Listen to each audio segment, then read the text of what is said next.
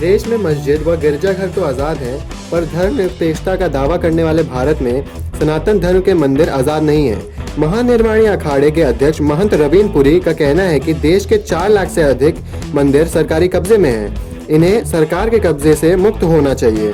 विश्व हिंदू परिषद व आरएसएस को सरकार पर इस संबंध में दबाव डालना चाहिए, अन्यथा संत समाज इस मुद्दे को अपने हाथ में ले लेगा।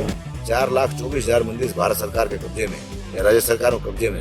मंदिरों का मुक्ति अभियान चलना चाहिए। विश्व हिंदू परिषद ने उस मुद्दे को उठाया, लेकिन खाली मुद्दा उठा के वो रह जाते हैं। पिछले 10-12 साल से भारतीय जनता पार्टी केंद्र में सरकार है। माननीय प्रधानमंत्री मोदी जी ने बहुत अच्छे काम किए, लेकिन धर्म से संबंधित जो बड़े स्थानों का उद्धार किया, काशी विश्वनाथ का मंदिर है, केदारनाथ कॉरिडोर है, विंध्याचली का है, महाकाल का, ये सब अच्छी बात है। लेकिन एक जो मूल जड़ हमारी, जहाँ से चरित्र निर्माण होना चाहिए बालक बालिकाओं का, जहाँ हमारा करेक्टर नष्ट हो रहा है, नशे की तरफ युवा पीढ़ी जा रही है, ये सनातन धर्म के जो धर्मावलंबी जो संत हैं, जो सनातन का जो प्रतिनिधि माना गया, गांव नगर खेड़े जहाँ वो रहते हैं, नव युवक बालक बालिकाओं को शिक्षा दें।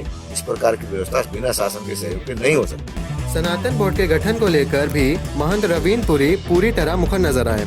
कथावाचक देवकी नंदन शास्त्री द्वारा शुरू किए गए अभियान को महानिर्वाणी अखाड़े के अध्यक्ष महंत रवीन पुरी ने भी अपना समर्थन देने का ऐलान किया। 2 जनवरी को महानिर्वाणी अखाड़ा नगर प्रवेश करेगा। इससे पूर्व अतुल्य समाचार व पी न्यूज सिरसत से बात करते हुए महंत रवीन पुरी ने कहा कि सनातन बोर्ड का गठन समय की मांग है। सनातन धर्मावलंबियों की जो मांग है सनातन बोर्ड के गठन के संबंध में, जिस प्रकार से अन्य धर्मों के जो धर्म स्थान है या उनके समाज की एक संस्थाएं गठित हो रही भारत के संविधान के अंतर्गत, तो सनातन बोर्ड अवश्य बनना चाहिए। सनातन बोर्ड को बनने में सबसे बड़ी जो चीज़ है, हमारे यहाँ सभी जो हमारे 4 मुख्य संप्रदाय हैं, उनके सबसे बड़े धर्माचार्यों का इसमें एक सलाह होना चाहिए, उनकी एक बैठक होनी चाहिए। शासन के बड़े अधिकारी, कार्यपालिका और विधायिका के जो मंत्री हैं या संबंधित राज्यों के मुख्यमंत्री, सबके साथ में एक बैठक करके और इसके ऊपर मंथन होना चाहिए, उत्तर से लेकर दक्षिण के राज्यों को, पश्चिम से लेकर पूर्व के। और ये अवश्य इसका गठन एक वृहद रूप में होना चाहिए, न कि एक दिल्ली एनसीआर तक सीमित रहे। ये पूरे संपूर्ण भारत में सनातन जो है वो प्राचीन है। सनातन का अर्थ होता है सूर्य। जब तक सूर्य रहेगा तब तक सनातन रहेगा। ये जो कुछ लोग कहते हैं सनातन खतरे में, ये मूर्ख हैं। सनातन ना कभी खतरे में था, ना कभी खतरे में रहेगा, क्योंकि हम लोग मुगलों के टाइम भी नष्ट नहीं हुए, ना अंग्रेजों के टाइम नष्ट हुए। हुण भी आए, यहाँ शक भी आए, खिलजी आए, गोरी आए, बाबर आए, हुमायूं आए। हम लोग लाल कपड़े वाले, जो सनातन का मूल रंग है, सूर्य से लाल कपड़ा पैदा हुआ है। हम लोग जब तक सूर्य रहेगा तब तक रहेंगे। तो सनातन बोर्ड गठन करने की जिन जिन महापुरुषों ने प्रयास किया है, उनके प्रयास को मैं साधुवाद के साथ समर्थन करता हूँ। लेकिन मेरा जो मत ये है कि वृहद रूप में इसका सनातन बोर्ड का संपूर्ण भारतवर्ष में एक बॉडी उसकी बननी चाहिए, जिसमें धर्म स्थानों से संबंधित जो विषय उलझे हुए 4,24,000। सनातन बोर्ड को लेकर महंत रवीन पुरी का कहना है कि इसके गठन के लिए सनातन धर्म के सभी 4 मुख्य संप्रदायों को साथ लेना चाहिए। चारों शंकराचार्य, वैष्णव, उदासीन परंपरा के संत, जगत गुरु आदि सभी 127 परंपरा के संतों को इसमें शामिल कर एक राय बनानी चाहिए। क्योंकि भारत के संविधान में किसी भी नागरिक को विशेष अधिकार नहीं है। वो धर्मात्मा हो, कोई बड़ा महंत हो, कोई मंडलेश्वर हो, सनातन धर्म का हो, ईसाई धर्म का हो, मुस्लिम धर्म का हो, सबके लिए सम अधिकार है। तो सनातन बोर्ड अवश्य गठन होना चाहिए। लेकिन मेरा ये विचार है, बड़े जो हमारे धर्माचार्य हैं, चारों दिशाओं के 4 शंकराचार्य हैं, वैष्णव के जो जगत गुरु हैं, उदासीन परंपरा के जो आचार्य हैं, निर्मल परंपरा के, और भी भारत में 127 परंपरा के संत रहते हैं। इसी सभी संप्रदाय के जो मुख्य लोग हैं, उनकी एक बड़ी बैठक करके शासन को इसमें पहल करना चाहिए, या पार्टी को इसमें पहल करना चाहिए, या राष्ट्रीय स्वयंसेवक संघ को पहल करना चाहिए, विश्व हिंदू परिषद को करना चाहिए। क्योंकि एक जगह एक छतर पर जब तक हम इकट्ठा नहीं होंगे, तो जिस प्रकार से विश्व में आक्रमण हो रहे हैं आज, और सनातन धर्म और हिंदू धर्म जिसको लोग हम कहते हैं आज, उसको रहने वालों के लिए एक ही देश है भारत।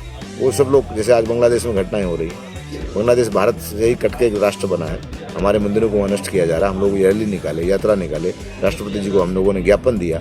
अलग अलग क्षेत्रों में जहाँ भारत के साधु रहते हैं, अपने स्तर पे सभी अखाड़ों के सदस्यों ने, आश्रमों के संतों ने, सबने और जनता के सहयोग से उसका हमने प्रतिवाद किया। राम जन्मभूमि न्यास के अध्यक्ष महंत नित्य गोपाल दास के शिष्य महंत राम गोपाल दास सनातन बोर्ड के गठन के प्रस्ताव से सहमत नहीं है। महंत नित्य गोपाल दास के महाकुंभ स्थित मणिराम छावनी अयोध्या के शिविर का प्रबंधन संभाल रहे महंत राम गोपाल दास का कहना था कि दूसरों की नकल करने की आवश्यकता नहीं है।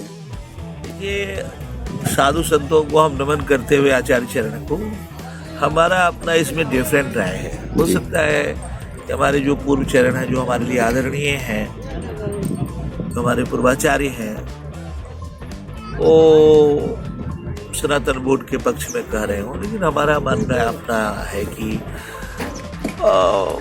दूसरे के पीछ पे जाकर खेलना ये ठीक नहीं है। नकल तो नकल ही होगा। हर शहर में ऑर्केस्ट्रा होता है, हर शहर में अमिताभ बच्चन का नकल हो रहा है। कोई अमिताभ बच्चन नहीं बन पाएगा अमिताभ बच्चन का नकल करके। तो अपना ऑन पैरेलल है हिंदू सनातन दर्शन, हम उसकी तरह से बोर्ड बनाएंगे क्या? सनातन धर्म के सबसे बड़े आयोजन महाकुंभ मेला प्रयागराज का काउंटडाउन शुरू हो गया है। मां गंगा के किनारे रेत में बसी संगम नगरी बड़ी तेजी से आबाद हो रही है। अधिकांश बड़े अखाड़े नगर प्रवेश कर चुके हैं। 2 जनवरी को महानिर्वाणी अखाड़ा नगर प्रवेश करेगा। बाघम्बरी गद्दी से जुलूस शुरू होगा। 12 जनवरी तक कल्पवासी भी महाकुंभ क्षेत्र में पहुंच जाएंगे। इस तरह यह नगर पूरी तरह आबाद हो जाएगा। इस महा आयोजन में सनातन धर्म व संस्कृति के समक्ष वर्तमान समय में खड़ी समस्याओं पर भी चर्चा होगी।